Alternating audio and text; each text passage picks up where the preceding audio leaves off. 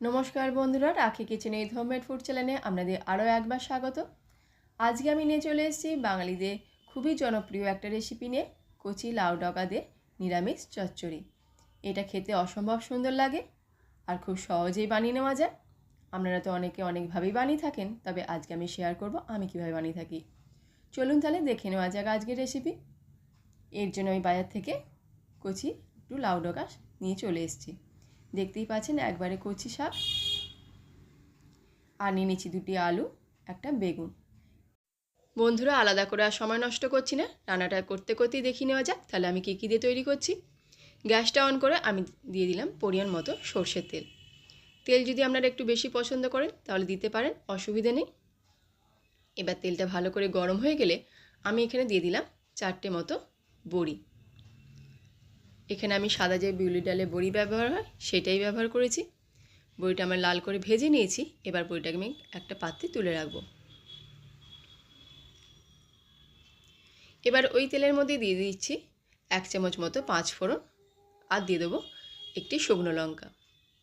এবার ফোড়নের সুন্দর গন্ধ বেরিয়ে গেলে এর মধ্যে আমি দিয়ে দিচ্ছি ডুমো করে কেটে রাখা আলু। আমি প্রথমেই বলেছি রান্নাটা করতে করতেই আমি দেখিয়ে দেবো। আর দিয়ে দিচ্ছি লাউ ডগা যে শাকের যে ডাঁটা হয় সেই ডাঁটাটা। দিয়ে দিলাম পরিমাণ মতো নুন। এই পর্যায়ে যদি ডাঁটাটা দিয়ে দেওয়া যায় তাহলে কিন্তু আলুর সঙ্গে ডাঁটাটাও ভালোভাবে রান্না হয়ে যায়, মানে সেদ্ধ হয়ে যায়। আর যদি একটু পরে দেওয়া যায় তাহলে কিন্তু ডাঁটাটা একটু শক্ত লাগতে পারে। যদিও কচি ডাঁটা, কিন্তু সবটা তো আর কচি নয়, গোড়ার দিকটা একটু মোটা হবে, তাই আমি এই পর্যায়ে ডাঁটাটা দিয়ে দিয়েছি। দিয়ে ভালো করে মিনিট 2 ভেজে নেওয়ার পর এর মধ্যে আমি দিয়ে দিলাম কেটে রাখা বেগুন, আর দিয়ে দিচ্ছি ঝাল অনুযায়ী 2টি কাঁচা লঙ্কা। বেশি ঝাল দেব না। দিয়ে ভালো করে এর সঙ্গে নাড়াচাড়া করে নেব। এই রান্নাটা একটু মিষ্টি মিষ্টি, একটু ঝাল ঝাল ভালো লাগে। আর আমার লঙ্কাগুলো বেশ ভালোই ঝাল ছিল, তাই আমি এখানে 2টি লঙ্কাই ব্যবহার করলাম। তারপর বন্ধুরা ভালো করে আবার আমি 1-2 মিনিট ভালো করে ভেজে নিচ্ছি। এই পর্যায়ে আমি কিন্তু কোনো রকম জল ব্যবহার করব না। এইভাবে নাড়তে নাড়তে কিন্তু রান্নাটা খুব সুন্দরভাবে সেদ্ধ হয়ে যাবে। দিয়ে দিলাম 1/2 চামচ মতো হলুদ গুঁড়ো, আর দিয়ে দিচ্ছি 1/2 চামচ মতো জিরে গুঁড়ো। দিয়ে আবারও আমি 1 মিনিট ধরে নেড়ে নেব। যারা যারা লাউ শাক খেতে পছন্দ করো তারা কিন্তু এই রান্নাটা একবার করে দেখতে পারো। খেতে কিন্তু সত্যি অসম্ভব সুন্দর লাগে। আর ডাঁটা যারা চেবাতে ভালো লাগে তারা অবশ্যই এইভাবে ডাঁটাটা দিয়ে দেবে, দেখবে আরও টেস্টটা বেড়ে যাবে। মোটামুটি আমার ভাজা হয়ে গেছে। এর মধ্যে আমি দিয়ে দিচ্ছি একটা বড় সাইজের টমেটো কুচি। এই টমেটোটা দেবার চেষ্টা করবেন, তাহলে কিন্তু টেস্টটা আরও সুন্দর আসবে। টমেটোটা দিয়েও আমি আবার একটুখানি নাড়াচাড়া করে নেব।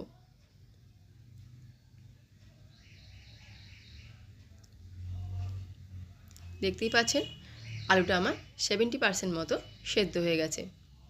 এবার আমি দিয়ে দিচ্ছি কুচিয়ে রাখা লাউ শাকটা। এগুলো আমি আলাদা করে আপনাদের কুচিয়ে বা কেটে দেখাইনি, আমি রান্নাটা করতে করতেই দেখিয়ে দিচ্ছি। আশা করি আপনারা বুঝতে পেরেছেন। লাউ শাকটা দিয়ে আমি এবার নাড়তে থাকব। আলাদা করে কিন্তু আমি এখনও পর্যন্ত কোনো জল ব্যবহার করিনি। দেখবেন শাকটা থেকেই অটোমেটিক জল বেরিয়ে আসছে, আর ওই জলেতেই আমাদের রান্নাটা ঠিক হয়ে যাবে।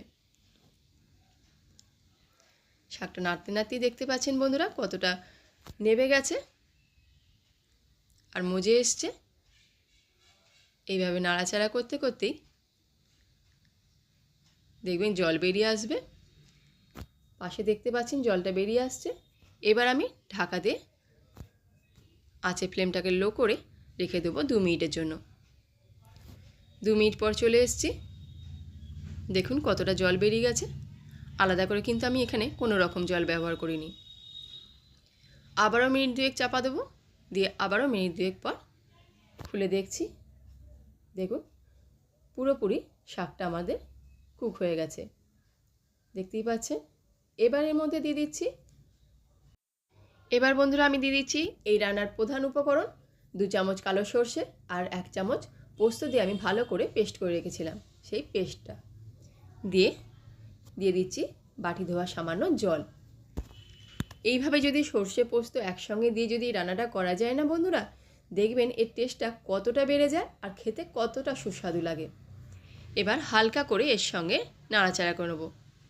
যেহেতু সর্ষে আছে তাই বেশি নাড়াচাড়া করা যাবে না, কারণ তেঁতে হয়ে যেতে পারে। তাই মিনিট 2 ভালো করে এর সঙ্গে কষিয়ে নিচ্ছি।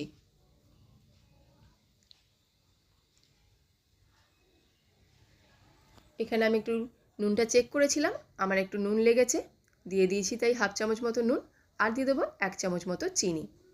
নুনটা অবশ্যই আপনারা আপনাদের প্রয়োজন অনুযায়ী ব্যবহার করবেন। যারা চিনি পছন্দ করেন না বা খাওয়া বারণ আছে তারা এটা স্কিপ করে যেতে পারেন, তবে চিনিটা দিলে রান্নাটার টেস্টটা আর একটু বেড়ে যায়, খেতে ভালো লাগে। এবার আমার রান্নাটা হয়ে গেছে। শত লাস্টে দিয়ে দিচ্ছি 1 চামচ মতো কাঁচা সর্ষের তেল, আর দিয়ে দেবো যে বড়িগুলো আমি ভেজে রেখেছিলাম সেই বড়িটা এইভাবে গুঁড়ো করে দিচ্ছি। অবশ্যই বন্ধুরা কাঁচা সর্ষের তেলটা দেবেন, তাহলে দেখবেন এর স্বাদটা কোন লেভেলে চলে যায়, অসম্ভব সুন্দর লাগে। এবার একটু হালকা হাতে নাড়াচাড়া করে ঢাকা দিয়ে রেখে দিলেই আমাদের রান্নাটা কিন্তু সম্পূর্ণ কমপ্লিট। চলে এসেছি আপনাদের কাছে পরিবেশন করে দেখাচ্ছি। দেখুন কত সুন্দর রান্নাটা মুজে গেছে আর কত সুন্দর দেখতে লাগছে, কত সুন্দর মাখো মাখো হয়েছে। গরম ভাতে যদি শীতকালে দুপুরবেলা ধোয়া ওটা গরম ভাতের সঙ্গে যদি এইরকম একটা চচ্চড়ি থাকে না, আপনি যে কতটা ভাত খাবেন আপনি নিজেও বুঝতে পারবেন না। তবে অবশ্যই অন্য পদ থাকবে, তার মধ্যে এইটা যদি থাকে আমরা অর্ধেক ভাত কিন্তু এই দিয়েই খাওয়া যাবে। আশা করি আজকে ভিডিও আপনাদের ভালো লেগেছে। যদি ভালো লেগে থাকে অবশ্যই কিন্তু একবার বাড়িতে ট্রাই করে দেখবেন, আর কেমন লেগেছে আমাকে অবশ্যই কমেন্ট করে জানাবেন। আমি আপনাদের কমেন্টের অপেক্ষায় রইলাম। আর যদি ভালো লেগে থাকে আপনাদের প্রিয়জনদের সঙ্গে শেয়ার করুন। আর যদি বন্ধুরা ভালো লেগে থাকে আজকের ভিডিও একটা ক্লিক করে যাবেন। আর বন্ধুরা আমার চ্যানেলের ভিডিও আপনাদের কেমন লাগছে অবশ্যই কিন্তু আমাকে কমেন্ট করে জানাবেন। আমার চ্যানেলে নতুন বন্ধু হয়ে থাকলে অবশ্যই চ্যানেলটাকে সাবস্ক্রাইব করার অনুরোধ রইল, আর পাশে থাকা বেল আইকনটাকে ক্লিক করতে ভুলবেন না, তাহলে আমার দেওয়া নতুন নতুন ভিডিও আপনাদের কাছে সবার আগে পৌঁছে যাবে। আজ তবে আসি, চলে আসবো আবারও কোনো নতুন ভিডিও নিয়ে। ততদিন আপনারা ভালো থাকুন, সুস্থ থাকুন। ধন্যবাদ।